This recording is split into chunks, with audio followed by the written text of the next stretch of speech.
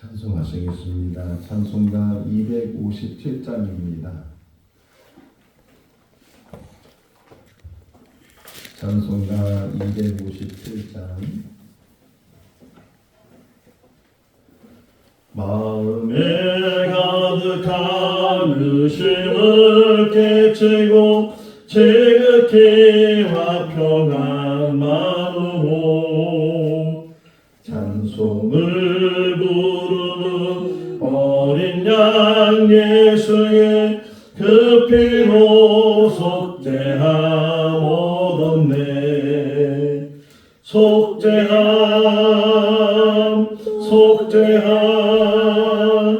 주 예수 내게를 속했네.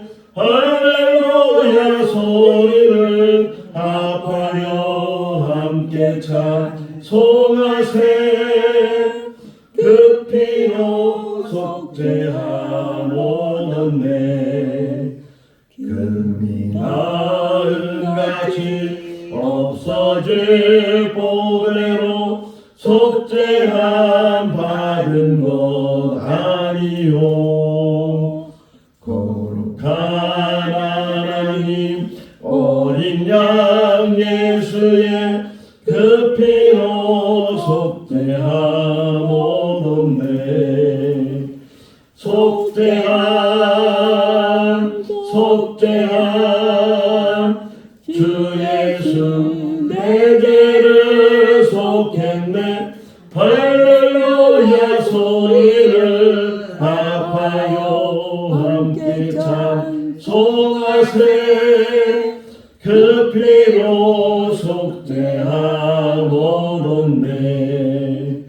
나 같은 죄인이 용서함 받아서 주 앞에 옳다 얻음은 확실히 믿기는 어린 양 예수의 그 피로 속죄함 얻었네. 속죄함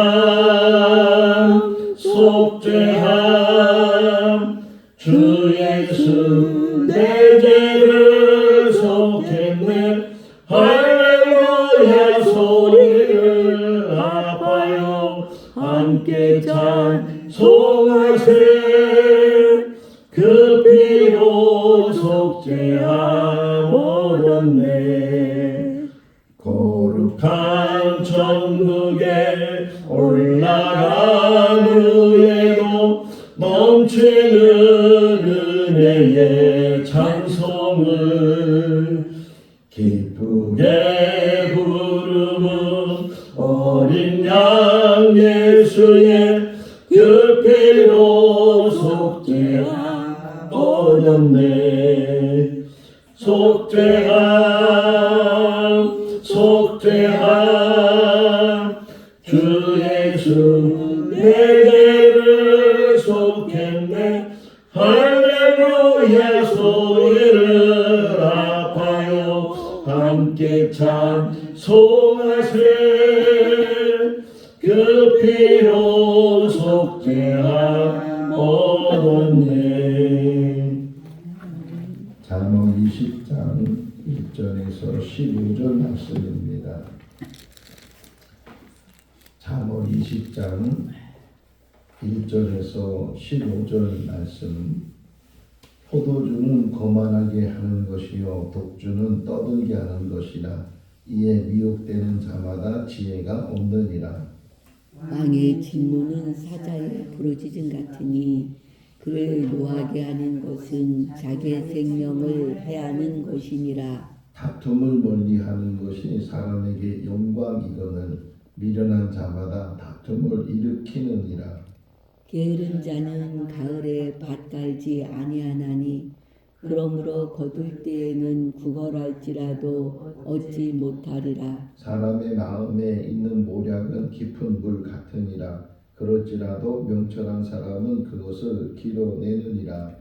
많은 사람이 각기 자기의 인자함을 자랑하나니 충성된 자를 누가 만날 수 있으랴. 온전하게 행하는 자가 의인이라 그의 후손에게 복이 있느니라. 심판자리에 앉은 왕은 그의 눈으로 모든 악을 흩어지게 하느니라. 내가 내 마음을 정하게 하였다 내 죄를 깨끗하게 하였다 할 자가 누구냐. 한결같지 않은 저울추와 한결같지 않은 대는 다 여호와께서 미워하시느니라. 비록 아이라도 자기의 동작으로 자기 품행이 청결한 여부와 정직한 여부를 나타내느니라. 듣는 귀와 보는 눈은 다 여호와께서 지으신 것이니라. 너는 잠자기를 좋아하지 말라. 내가 빈궁하게 될까 두려우니라. 내 눈을 뜨라. 그리하면 양식이 족하리라. 물건을 사는 자가 좋지 못하다 하다가 돌아간 후에는 자랑하느니라. 같이요. 세상에 금도 있고 진주도 많거니와 지혜로운 입술이 더욱 귀한 복이니라. 아멘. 할렐루야. 아멘. 제가 어렸을 때 몸이 약하고 또 밖에 나가면 아이들한테 막도 하고 그래서 저희 어머니가 하도 속상하니까 운동을 시켜야 되겠다. 그래서 저를 태권도 도장에 이제 보내서 운동을 배우게 했어요. 태권도 도장에 가서 이제 그 사모님을 만나고 운동을 배우는데 기본기부터 태권도의 기본기부터 가르쳐 주시고 그러면서 그때는 태극 1장, 태극 2장 뭐 이렇게 해서 이제 품새를 배운 그런 기억이 나요. 지금은 태극 1장, 2장 이렇게 말하지 않고 품새 이렇게 이야기를 하면서 똑같이 태권도의 자세에 대해서 배우게 되는데 자세가 얼마나 중요한가. 살아가면서도 우리 생활의 자세가 얼마나 중요한가. 제가 공부를 좀 못했어요. 학교 다닐 때. 그래서 성적이 좋지가 않아서 상장을 받아보지 못했는데 제 친구들 중에는 공부를 잘하는 친구들이 있으니까 시험만 보고 나면은 그 친구들은 상장을 받아요.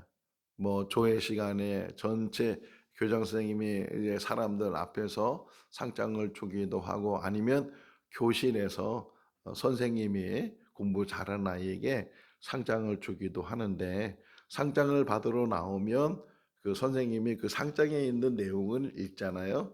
위 사람은 성적이 우수하고 그리고 품행이 방정하여 이 상장을 수여함 뭐 이런 식으로 그 얘기를 그걸 다시 한번 제가 오늘 새벽에 되짚어 보니까 공부만 잘한다고 해서 상장을 주는 게 아니고 그 상장의 내용에 보니까 품행이 방정하다.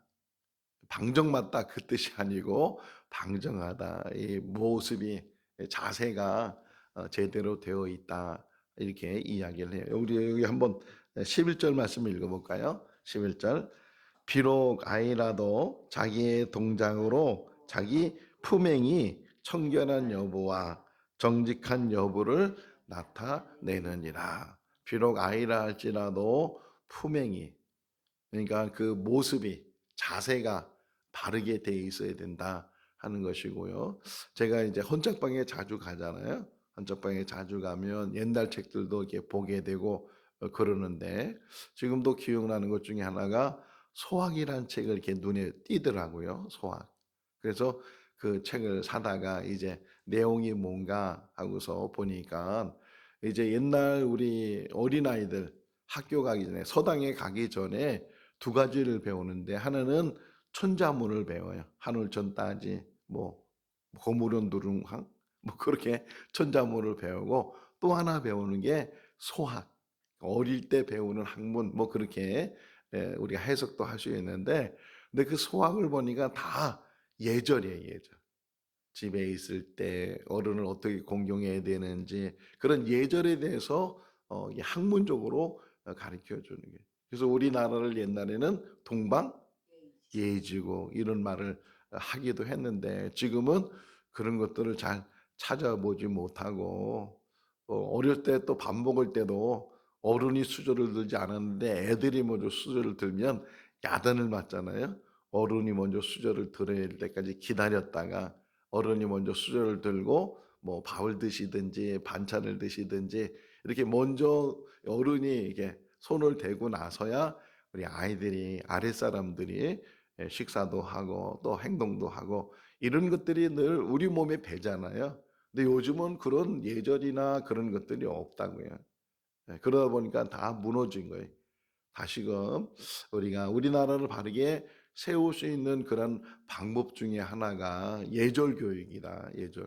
예절 교육을 어릴 때부터 아이들 옛날에는 많이 낳는데 요즘은 하나 둘 아예 낳지도 않는 그런 가정들도 있는데 그러다 보니까 너무 오냐오냐 이렇게 키우다 보고 잘못하는 것도 이게 잘못한 것을 가르쳐 주지도 않고 그러다 보니까 자기가 뭘 잘못한지도 모르면서 이 성장하게 되고 사람이 그러니 그러다 보면 정말 사회 나가서는 제대로 적응도 못하는 그런 일들이 많이 있는데 지금이라도 늦지 않았다. 지금이라도 우리부터가 예절에 대해서 다시금 생각하고 우리가 가정 안에서 지켜야 될 예절들 또는 교회나 직장이나 어떤 사회에서 지켜야 될 예절들 이런 것들을 잘 우리가 배우게 되면 그게 지혜라는 거예요.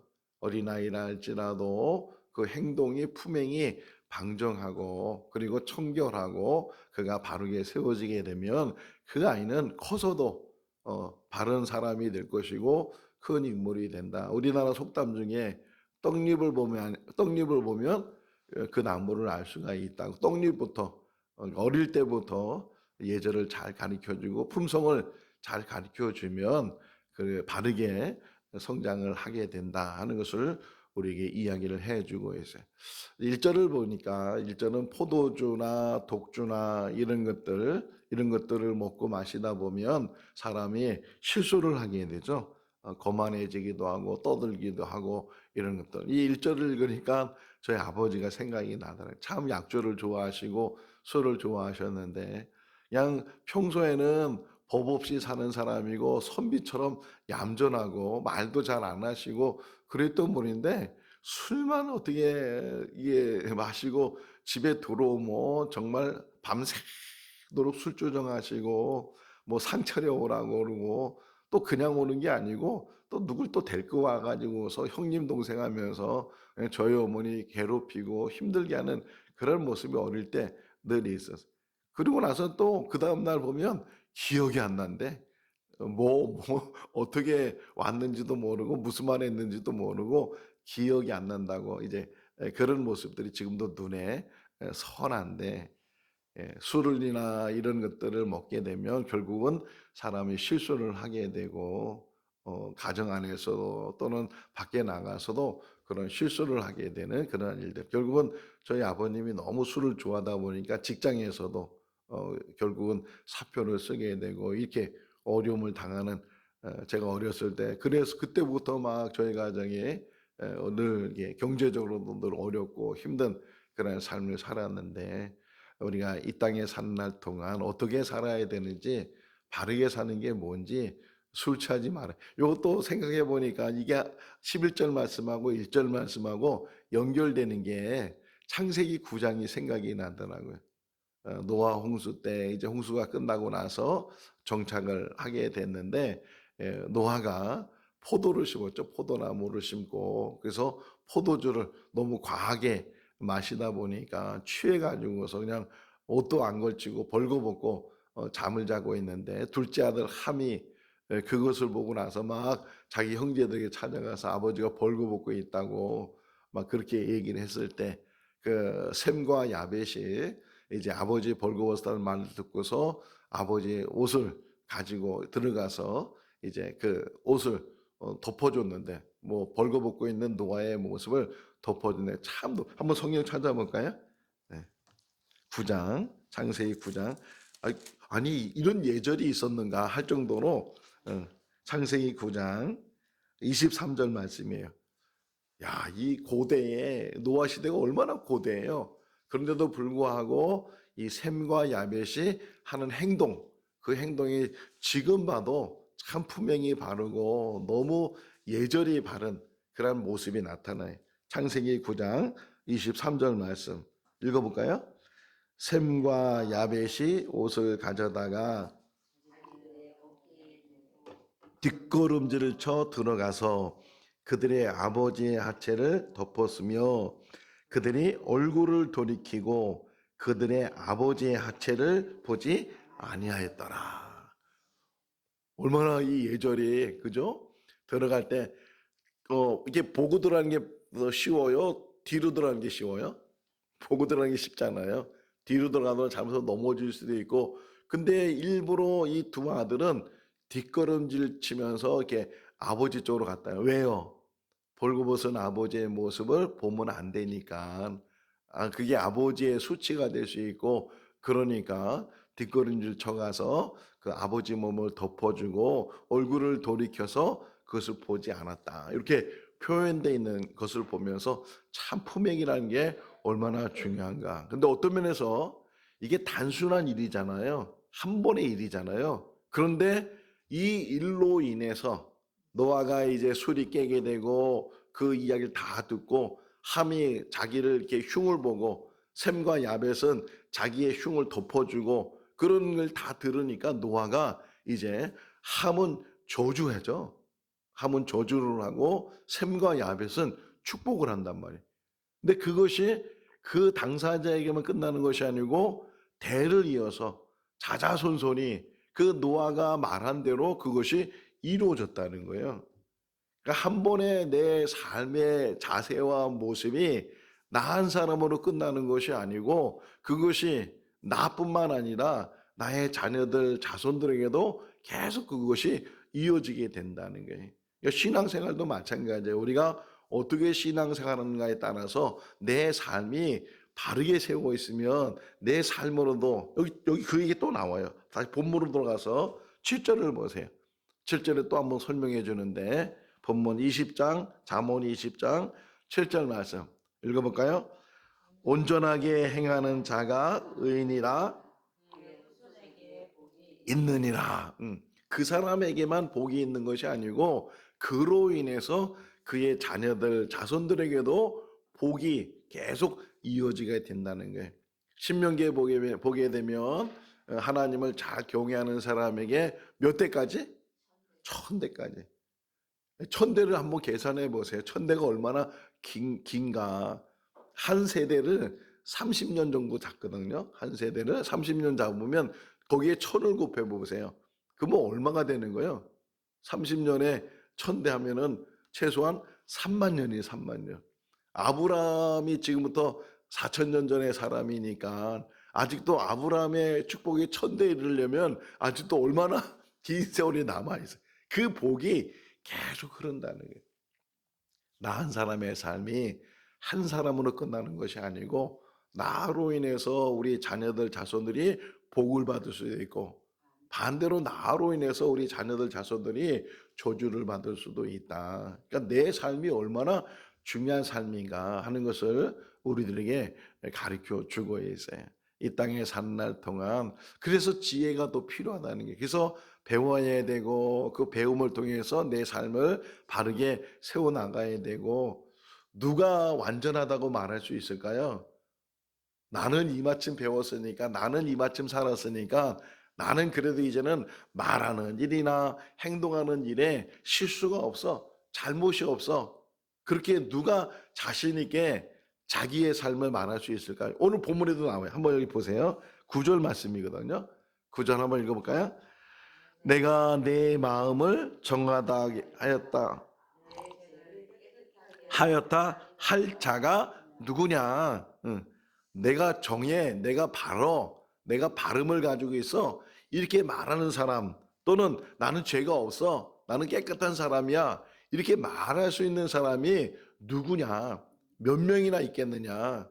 사도 바울이 이것을 깨달으니까 그가 고백하기를 의인은 없나니 하나도 없다. 다 부끄러운 사람이고 다 하나님 앞에 늘 불의한 사람이고 하나님 앞에 흔히 그러잖아요. 밥 먹듯이 잘못하는 일을 밥 먹듯이 하는 거예요. 그렇게 우리가 늘 연약한 가운데 살아요. 오늘도 결심하고 오늘도 절대로 죄짓지 말아야지, 절대로 잘못하지 말아야지, 절대로 내가 벗어나지 말아야지. 그런 결심을 가지고 또 하루를 살아도 어떻게 살다 보면 또 자기 감정에 이게 또 폭발하게 되고 감정을 추스르지 못하게 되고 그래서 뭐 하지 말라고요? 오늘 본문이 다 연결되어 있는 걸 보게 되면 뭐 하지 말라고 여기 보게 되면 3절 말씀 보세요. 이거 항상 우리가 조심할 수 있기를 바랍니다. 우리가 3절 읽어볼까요? 다툼을 멀리하는 것이 사람에게 영광이거늘 미련한 자마다 다툼을 일으키느니라. 할렐루야. 그래, 가정 안에서도 또는 교회 안에서도 또는 뭐 사회 안에서도 어떤 직장이나 어떤 공동체 안에서도 항상 우리가 조심해야 되는 게 다툼. 다툼은 뭐예요? 서로 감정이 부딪히는 거잖아요. 서로 그래서 마음이 상하게 되고 말로 다투기도 하고 남자들은 막 또 주먹질을 하고 이게 폭행을 하고 이런 일들을 보게 되는데 우리가 항상 조심해야 되는 것은 나로 인해서 다툼이 일어나지 않고 오히려 반대로 다툼보다는 화목을 이루고 화해를 이루고 이런 일들이 우리 삶 가운데 있어야 되는데 그러지 못할 때가 참 많이 있다.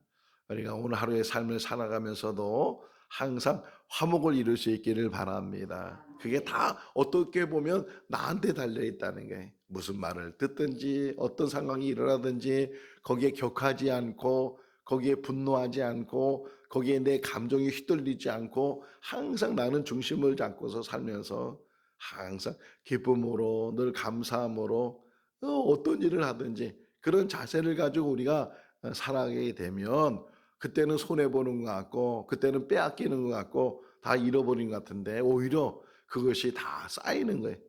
쌓이는 거예요. 우리가 덕을 쌓고 우리가 선을 쌓고 우리가 사랑을 쌓고 이런 모든 것들을 잘 쌓게 나면 결국은 그것이 나중에는 열매로 맺어지게 된다. 이 땅에 산 날 동안 바둑 용어 중에 소탐대실이란 말이 소탐대실. 작은 것을 탐하다가 결국은 큰 것을 잃어버리는 것을 소탐대실하는데 우리 그렇게 그럴 때가 참 많아요.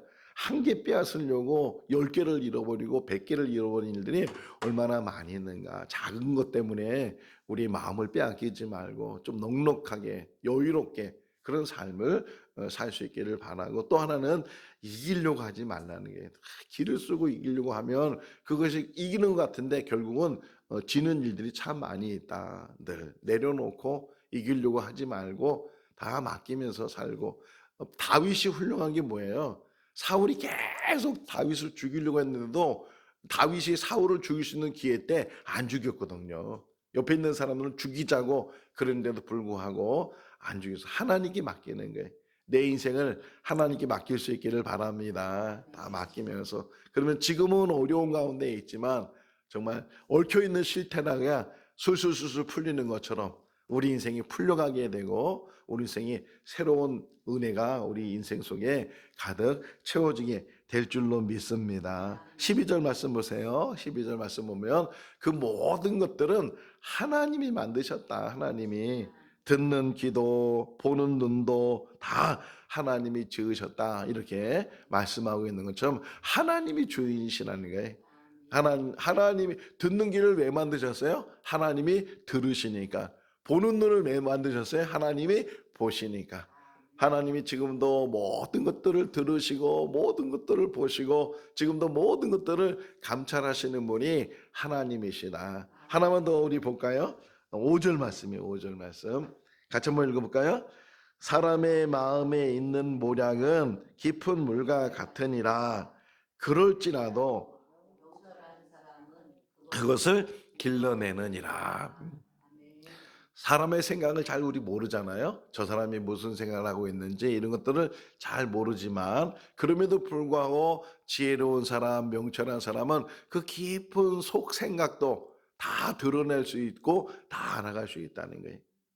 그런 지혜를 가지고 우리가 살게 되면 그러면 사람을 이해하게 되는 거죠. 상대방을 이해하게 되고 내 삶을 이해하게 되고 어제 우리 성경 공부하면서 나 자신을 위해서 1분을 한번 눈을 감고 생각해 봐라. 그런 이제 우리 공부도 같이 했는데 나를 생각해 보지 못하고 나를 잃어버리면서 살 때가 얼마나 많이 있는가. 한번 눈을 감고 자기를 생각하면 내가 지금 왜 아파하는지 왜 힘들어하고 있는지 무슨 근심이 있는지, 무슨 걱정이 있는지, 무슨 염려가 있는지, 이것이 왜 그런 일들이 일어나게 됐는지, 이런 것들을 다시금 생각해 보면 내가 너무 그것에 집착을 가지고 있고, 너무 그것에 마음을 빼앗겨 있고, 그것 아니면 안 되는 것처럼 그렇게 생각할 때 결국은 내 마음이 무너지게 되고 내 삶이 무너지게 되는 그러한 일들이 많이 있어요.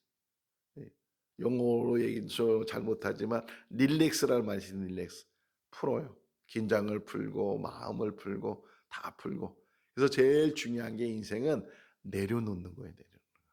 다 내려놓고 하나님 앞에 맡기면서 그렇게 우리가 살게 되면 결국은 아무것도 안 가지고 있는 것 같은데 모든 것을 가진 사람이 되는 거예요.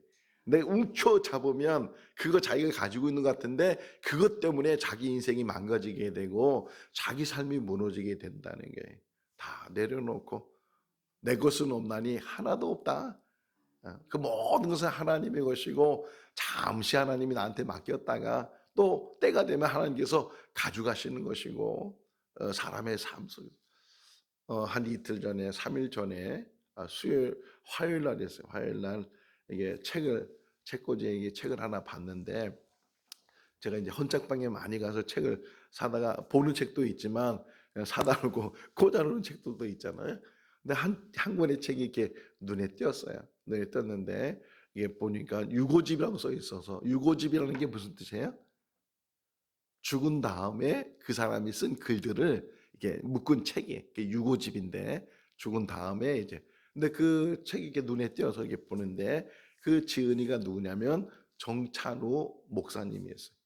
32살에 세상을 떠난 거예요. 32살에 세상을 떠났는데 근데 그냥 모르고 이렇게 봤는데 아이고 이게 딱 피는 순간에 그 고인이 된 그 정 목사님의 아버님이 제가 너무 잘 알고 있는 장로님이에요.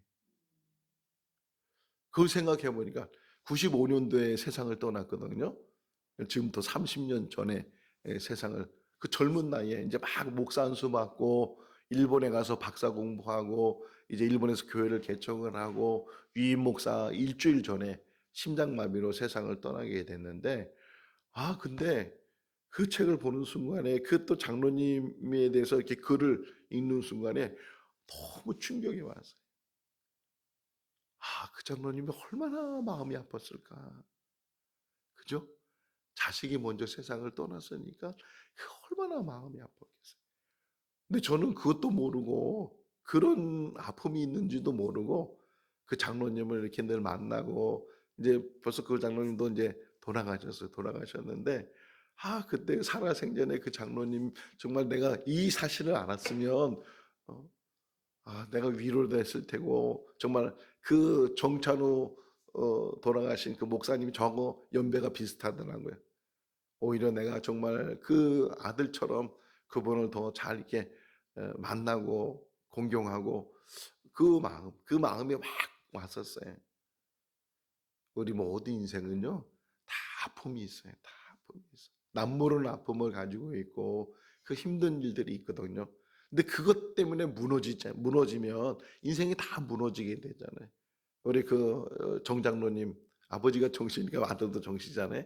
그 정장로님의 모습을 보면 정말 그 고통 그 아픔은 누구한테 말로 못하는데 그럼에도 불구하고 자신에게 주어진 일들에 대해서 최선을 다하는 모습 그게 세상을 먼저 떠난 그 아들에 대해서 내가 할 수 있는 아비의 도리 무너지지 말아야 된다는 거예요. 내 삶 속에서 어떤 상황이든지 무너지지 말고 다시 일어나고 다시 나에게 일상생활 속에서 주어진 일들 그런 일을 다시 시작하게 되면 새로운 그런 하나님의 어떤 은혜가 우리 가운데 있게 될 줄로 믿습니다. 하나님이 주신 지혜를 가지고 날마다 믿음 안에서 승리해 나가는 우리가 다 될 수 있기를 주님의 이름으로 축원합니다. 기도하겠습니다. 살아계신 하나님 아버지 밤새 눈이 많이 왔고 또 길이 미끄러운데 그럼에도 불구하고 주님의 저는 사모하는 마음을 주시고 또 발걸음을 인도하여 주신 것 감사합니다. 누가 자기를 정하다가 하고 누가 자기를 죄가 없다고 말하겠습니까? 우리는 다 하나님 앞에 죄인이고 부끄러운 자입니다.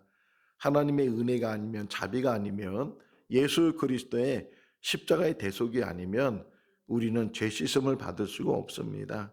하나님, 죄인인 것을 다시금 고백합니다. 또 우리가 얼마나 교만했는지, 거만했는지, 또 우리가 자만했는지 하나님 앞에 고백합니다. 아버지 하나님, 우리를 용서해 주시고 우리를 새롭게 하여 주시옵소서. 더 하나님 앞에 엎드리게 하시고 낮아지게 하시고 또 하나님 앞에 늘 맡기며 사는 우리의 삶이 되게 하여 주시옵소서. 모든 것은 자세가 중요하고 품행이 중요합니다. 우리들도 좋은 품행을 배우고 익히고 또 좋은 품행을 가지고 사회생활을 하는 가운데 대인관계가 바르게 세워지게 하시고, 우리가 가는 곳에 다툼이 일어나는 것이 아니고 우리가 가는 곳에 화목이 일어나게 하시고 화해가 일어나게 하여 주시옵소서. 오늘 하루의 삶도 지켜주시기를 간절히 바라옵고 우리를 권하신 예수님의 이름으로 기도하옵나이다. 아멘. 마쳤습니다.